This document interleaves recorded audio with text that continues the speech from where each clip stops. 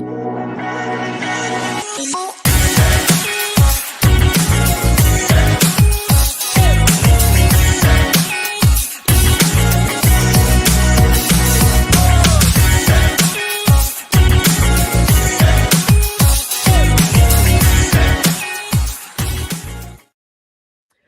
morning, everyone. Welcome to the show. John Henry Soto here with you as always. It is Tuesday. It is 7 a.m. here in Nashville, Tennessee on a July 14th, 2026 day. And it is a very humid day out here today in Nashville, Tennessee. We had a lot of rain the last couple of days. Um, why am I starting this show with the weather? I apologize. That is very boring. We're going to be talking about Hollywood making a comeback. Hollywood making a comeback. Can you believe it? Why did it have to make a comeback? Because I think some boneheads were running the show. But you know what? Boneheads will be around, right? We've learned that they're boneheads running things, and things happen, and decisions are made based on the greater good of other individuals and not necessarily the people. And Hollywood, being the LA's and California, is known. I mean, does anyone not know about Hollywood on Earth? It's one of the most popular places where movies started, right? It's where movies are made. It's where the system, the Hollywood system, was built that created legendary films as well as legendary performers. Well, somehow they fell asleep at the wheel and they lost most of the work. I have friends there that tell me that there's these huge lots that are just completely empty. They're down by, I think it was 60. Last I checked, this was a show I did maybe about 3 months ago, and it was about 62% down production. That means that all the jobs, I'm talking about, I ain't talking about the guys that are in front of the camera. I'm talking about the camera people. I'm talking about the craft services, right? All the food that restaurants and catering companies would make for these productions. Uh, the grips, the all the PAs, all the assistants, everything gone, not happening, not getting work, and it's really been a struggle for Hollywood. And then when they do put something out, they spend 200 they spent $200 million on a project that doesn't do anything. And it's really been an incredible thing. But this show is not about the crash and burn because of some of the decisions that the current administration has made. This is about the rise of Hollywood. There are some positives, and I like to try to always take the positive side of things. I do like to point out the bonehead decisions because I think it's important that we see where the boneheads are. But I think it's also important for us to really focus on the positive and things shifting. So after several challenging years of pandemic disruptions, labor strikes, and productions leaving California for more competitive locations, Hollywood is showing signs of a real comeback. One of the biggest catalysts has been California's decision to double its annual film and television tax credit. It went from $330 million to $750 million. It's making it one of the largest incentive programs in the country. The expanded program is designed to bring productions, jobs, and investment back to the entertainment capital of the world. Let's go. Come on, guys. What are you doing, bro? Shouldn't have taken this long. Fell asleep at the wheel, man. The response from the industry has been overwhelmingly positive. During the first year of expanded incentive program, California approved 170 film and production projects, with those productions expected to generate approximately 6.6 billion in economic activity, create 35,000 cast and crew jobs, and support more than 212 background performer workdays. These numbers suggest that studios and independent producers are once again choosing California as a primary production destination. I mean, the struggle that they're having right now, it's not just the fact that they've made a lot of mistakes there, and they've just the taxes for these, it was cheaper for a production company to take the whole cast and crew to another and fly them to another country, house them for the project than it was to shoot in right in Los Angeles when everything's already built there.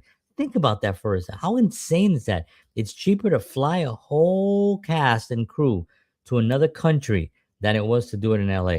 So hopefully this is actually going to be a tremendously positive thing for them to say. Somebody here says, hello, just wanted to say hello. Love you dearly, Whitney. Hey, thank you very much, Whitney. Love you back. Thank you for tuning in. As always, I appreciate our viewers here and sending nice messages to me. I appreciate that. All right. So, what is the biggest change, right? Well, it's usually economics, right? I mean, that is what Hollywood is built on. It's built on the sustainability of keeping the productions going because one production does extremely well. They take some of that money, they put it towards the next project, and that's how you create a system that works, right? But the products have to be good. So this doesn't mean that those 170 film and television projects are going to be good because they do tend to spend a lot of money on IPs that have been already proven.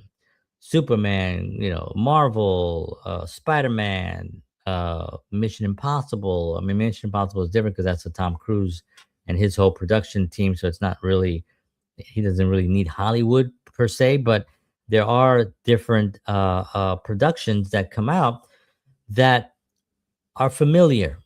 Hollywood likes familiar because they say, "Hey, that film made a lot of money for us. Why don't we just do another one? Let's do another one. Let's do another one like it. Let's do one just like it. How about one exactly like it?" And that tends to be extremely boring. And as Steven Spielberg recently said, we need to start coming up with original ideas. From one of the genius minds in Hollywood had to come up with that one, right? I mean, that's an obvious thing, but actually, it's been a long time that this has been happening.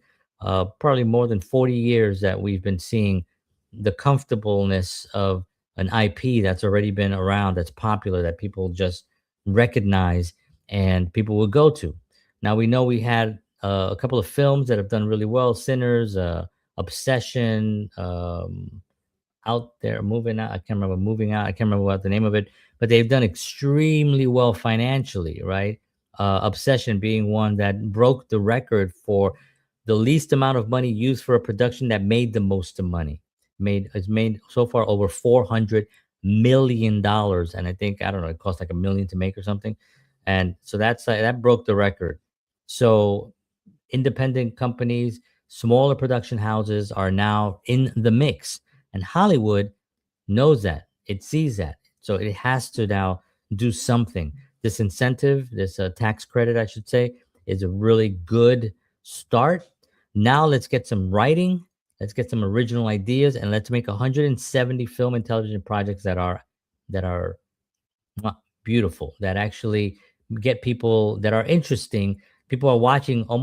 People are watching for the first time. Haven't you watched a film recently, like any of these Marvel movies? They're entertaining. Don't get me wrong. I have a 9-year-old kid, and we love to watch them. We watched the whole series. I mean, up to when Iron Man died. That to me was when Marvel kind of ended for me. But very entertaining films, right? And they are what they actually do. They're movies for entertainment. Now, but after a while, when you're watching these, and I'm sure you can feel the same thing, you kind of know what's going to end. Well, the good guy, that's what made Marvel, the last one, Endgame, so interesting because Iron Man dies. And you're like, whoa, I didn't know that was a shocking thing, right? Now, it doesn't mean that you have to kill off people in order to make the film good, but you got to come up with something interesting, something unique. This new film with Tom Cruise called Digger, the trailer just dropped yesterday, looks bizarre. Like I didn't know what to expect on it. I think it's bizarre. So we're gonna see, we're gonna see what that does. That seems like a really weird film. It comes out in October though, so it's a while away, a couple of months away anyway. But beyond the impressive statistics, the expanded incentives are helping restore confidence across the entertainment industry. Increased production means more work for everyone, for writers, for actors and directors, to electricians. I forgot about those, set builders. the caterers, the transportation companies, and post production facilities, meaning like the editors and things like that. Every major production creates a ripple effect that benefits thousands of businesses and workers, strengthens both Hollywood and the surrounding California economy. So, if it's one of your strongest things for the economy, why wouldn't you invest a lot of money into it and make sure that you don't lose it, right? Again, apologize for the word, boneheads running things, making decisions based on what's the greater for a certain number of people and not what's the greater good for the actual economy of the whole. And that's why so many people left California as well, right? Because it wasn't just the entertainment industry, it was other industries as well, which have all moved out of California. And, they're moving to states like Florida, Texas, Tennessee, where I am, and North Carolina, South Carolina. There's just better incentives there for not only film productions, but as well as, we have also uh, Atlanta, here in Georgia, huge, right? Just a couple of hours away from where I am, huge film industry right now. Tyler Perry started that, and he has a big studio down there, and a lot of them just followed there. Better incentives. The weather is fine.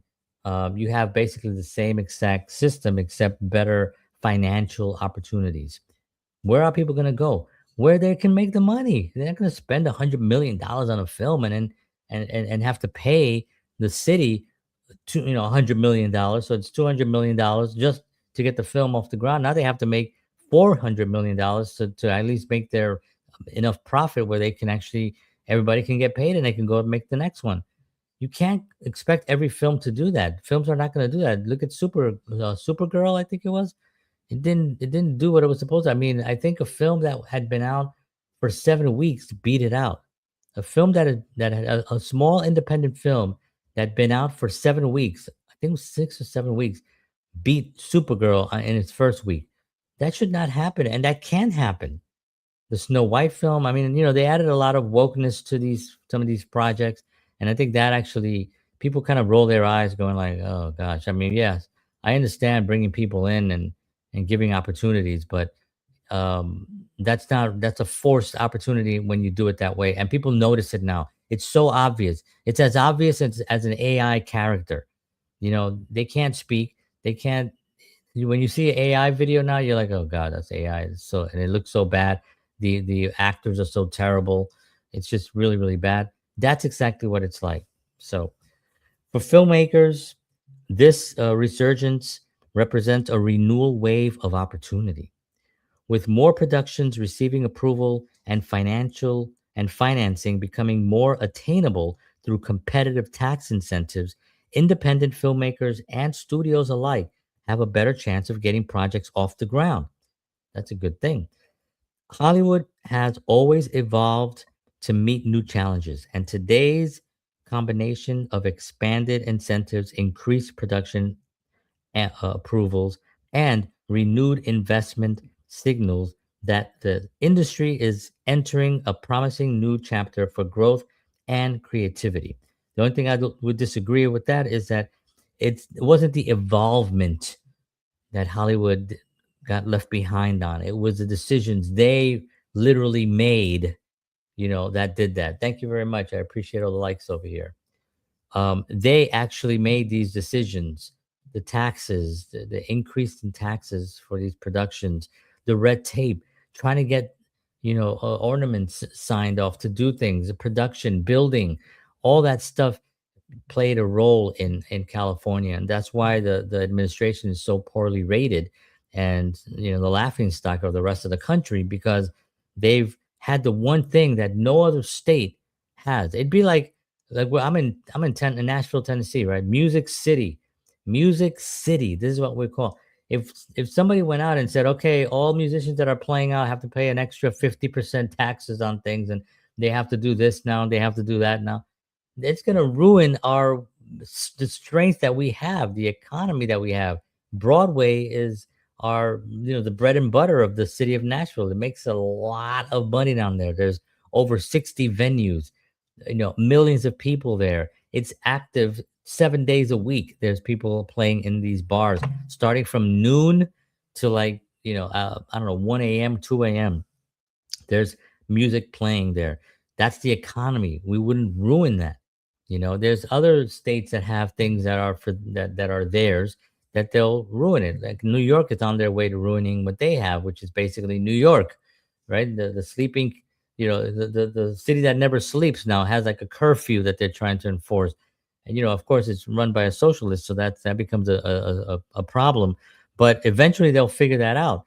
I think that part of the people fall asleep at the wheel too. We have our votes, we have our ability to be like, you can't be doing that. That's not okay. What are you doing? Why are you doing this? The people have to wake up. And with Hollywood, it's our responsibility.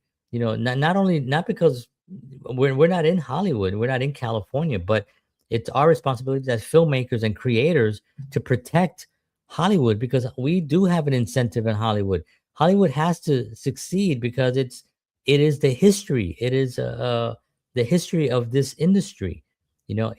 The studios that were built there created some of the most amazing projects of all time. We're going back now, right? We're talking about Gone with the Wind. We're talking about uh, Citizen Kane. We're talking about uh, the Wizard of Oz. The Philadelphia Story. There's just hundreds of films that are classic films that we today love. You know, they were all made in Hollywood. So Hollywood is important. So when I'm not trashing Hollywood. I did a couple of shows in the past where it wasn't Hollywood that I was trashing. It was the decisions that were made by people running the show that ruined it. And this is why productions left.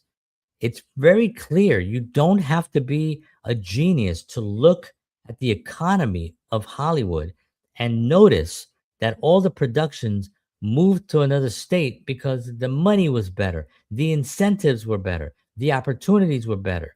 It was cheaper for them to shoot there than to shoot here. That's not brain surgery. That's not a conspiracy. Those are numbers, right? So when I'm reading to you the numbers right now, of the tax credit that was increased from $330 million to $750 million, that is a black and white number. There is nothing that you have to like have a conspiracy on. They did that because they were sinking, and somebody went to the boneheads and said, you guys have to do this or else Hollywood will be no more, and it'll be some other state will actually take that. They'll take the reins on that, and they will build it. Atlanta was not that far off from doing it. Atlanta is a very, very hustle and bustle. They have a lot of incentives there to shoot there. It's getting a little bit overrun. It's getting a little bit crowded. I heard. I don't shoot down there a lot, but I heard about that. But there's other places. New Jersey has some great places opening up. There are other places that I can't think of right now, but they're big studio lots that are being built across the country. And one of them is going to eventually take the reins, and it's going to be able to control Hollywood. And Hollywood, if they let themselves sink to a certain level, they're going to struggle. I mean, I don't even know if they can. They have 170 film and television projects that are now expected to start. They approved, I should say, right? So the fact that they approved them, that's a fantastic, fantastic thing. That's a $6.6 billion in economic activity. This is going to take a few years for these projects to be made. So we're going to have to, revisit all this and keep an eye on it. Again, as I always mention, if you're in the film world, you should be following these two things that I'm going to show on the screen here in a second. Follow these two. Readthedailies.com. It gives you all the information on what's happening on film productions. And then when you go to the industry.co, it'll talk to you about what's happening within the industry itself, meaning the big studios. Decisions like this, like 330 million to 750 million, it would be on this site, the industry.co. These are two very important publications that you should be signed up to. Get the information and educate yourself on it so you can make better decisions for your art, for your film, and for your future in this industry that we all love.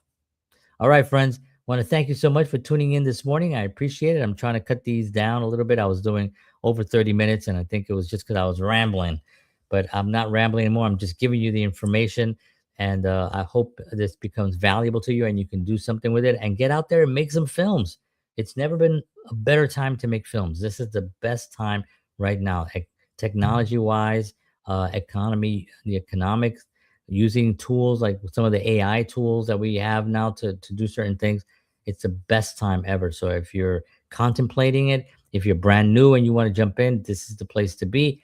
Start now. If you haven't just done it in a while because of the economic things, now is the great time to start again. All right, friends, take care of yourselves. I will see you all tomorrow morning. God bless you all. Take care of yourselves and take care of each other. We're all we got here, right? I love you all. See you tomorrow morning. And as always, peace.